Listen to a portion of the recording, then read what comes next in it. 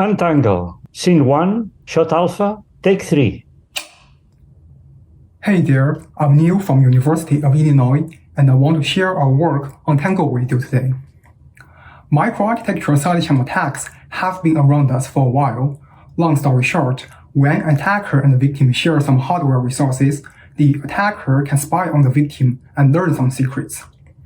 One way to defend against this is static resource partitioning, but it can be slow and wasteful. A better solution is dynamic partitioning. It adjusts the partition sizes based on program needs. This approach can achieve high performance, but the attacker can still learn something leaked from the victim. Therefore, it would be nice to quantify the leakage from the victim as the victim resizes. If the runtime leakage goes beyond a user-defined budget, we stop resizing, achieving both security and performance. In general, we want to lower the leakage rate so that we can get more resizings under a fixed budget, which can translate to better performance. And this is where Untangle comes in. Untangle is a general framework to tightly quantify the leakage of a dynamic partitioning scheme. Using Untangle, we explore what a secure dynamic partitioning scheme will look like if we start fresh with leakage quantification in our mind. Our exploration results in new designs that reduce the leakage. In the rest of the talk, we will keep assuming that the victim has a leakage budget and no resizing is allowed after reaching it. That's our security guarantee. We also assume a powerful idealized attacker who can directly observe the victim's resizing, and the attacker's observations are instantaneous and accurate. To understand the leakage, we first proposed a generalized view on dynamic partitioning, which includes three main components. The first one is utilization metric, which reflects a program's resource demand and guides resizing. Using last level cache as an example, we can use cache miss rate as a metric.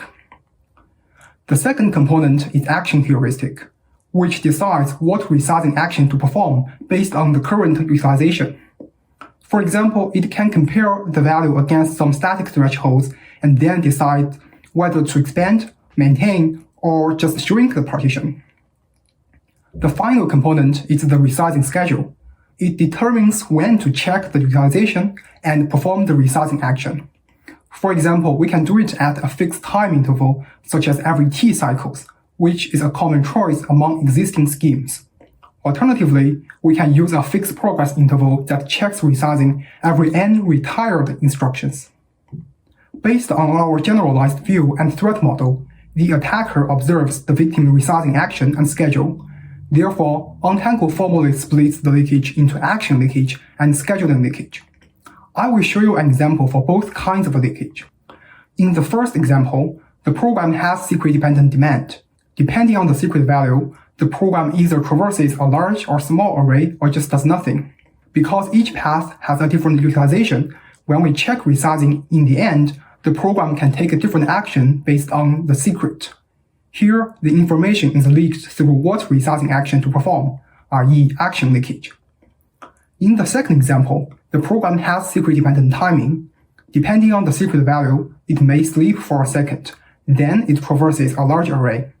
Since the array traversal is guaranteed to execute, we always decide to expand in the end. However, when this expansion occurs depends on the program's timing and leaks the secret. That's the scheduling leakage. Our paper has more details on how we formally split the leakage. Now, if we consider a sequence of resizings, things become more complicated. Because what action you take at resizing 2 not only depends on what action you took at resizing 1, but also depends on when resizing 1 occurred. Similarly, when resizing 2 occurs depends on both what and when of resizing 1. This entanglement of what and when lasts throughout the entire execution, making the leakage harder to analyze. To solve the problem, let's first have a cleaner view. On the root cause side, we have secret-dependent demand and program timing. These two causes are entangled and create observable action and scheduling leakage. Although it's feasible to use static program analysis to analyze secret-dependent demand, it's impractical to do the same thing for program timing because it depends on microarchitectural details. With the help of Untangle, we can disentangle program timing from the action leakage, removing error 3, which allows us to further remove error 1 with static analysis, and just eliminate the action leakage. As for the scheduling leakage, Untangle uses a covert channel to model its upper bound, allowing us to measure and reduce the scheduling leakage without analyzing program timing. Let's start with how Untangle removes error 3 first. Recall that what action we take is decided by the utilization metric value. Therefore, to untangle program timing from the action leakage, we first need to use a timing-independent metric, whose value does not depend on the actual instruction timing. Here's an example of what is not a timing-independent metric: number of cache hits in the past T cycles. This metric is time-independent for two reasons. First, the number of cache hits is time-independent on out-of-order processors. That is because program timing changes the order of memory accesses, resulting in different cache states. Second, the number of memory accesses that we include in the past T cycles also depends on timing. To fix it, we can use the memory footprint of the past n retired instruction.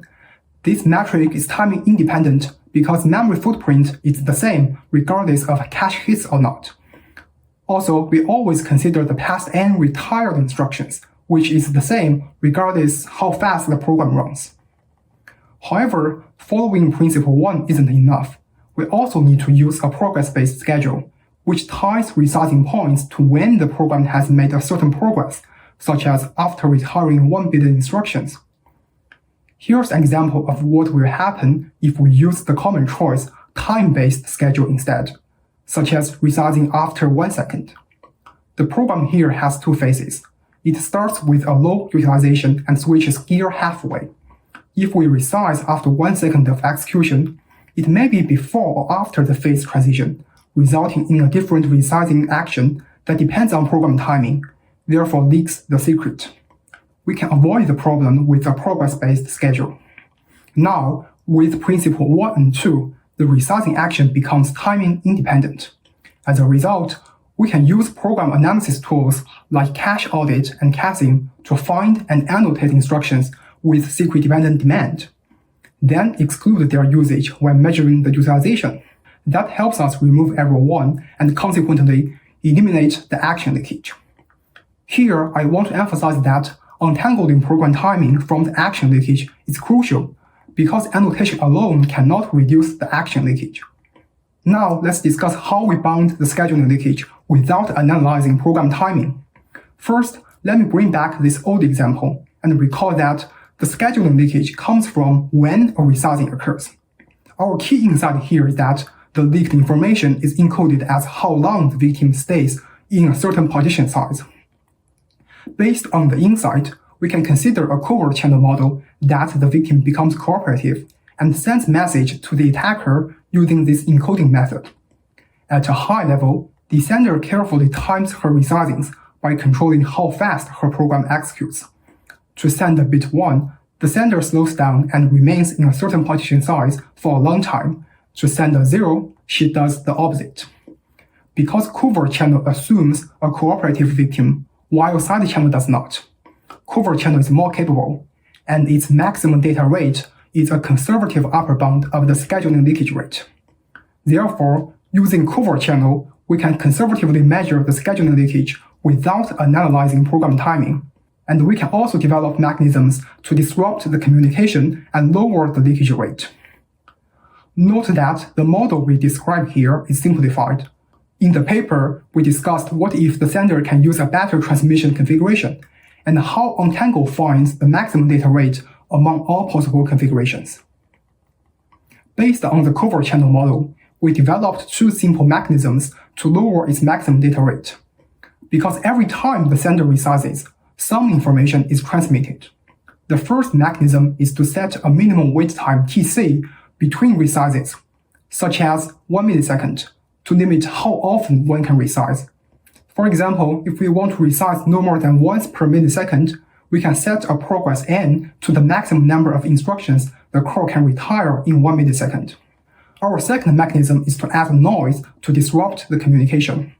When the victim decides to resize, we delay the action by a random time delta.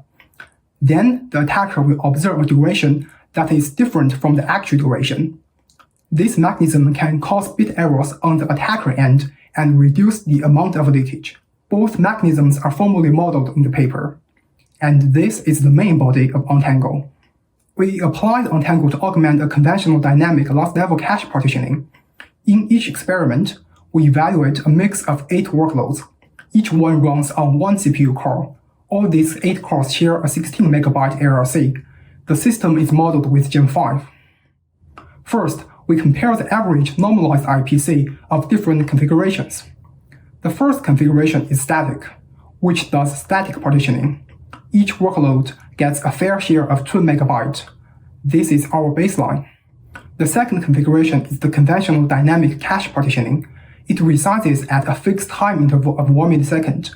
It has a system-wide speedup of 1.14 compared to the baseline. The third configuration is Untangle. It has the same performance as the conventional. Finally, we have an unsafe configuration without partitioning, which has a slightly worse performance because of the interference between workloads. Next, we compare the average leakage per resizing. Static has 0 leakage because it does not resize. Conventional leaks 3.2 bits per resizing, while Untangle only leaks 0.7 bits. It means that Untangle can perform more resizings under a fixed budget. As for no partitioning, it can leak up to hundreds of kilobytes per second, according to prior work. In conclusion, Untangle is a general framework for constructing low-leakage, high-performance dynamic partitioning schemes. We first formally split the leakage into the action leakage and scheduling leakage.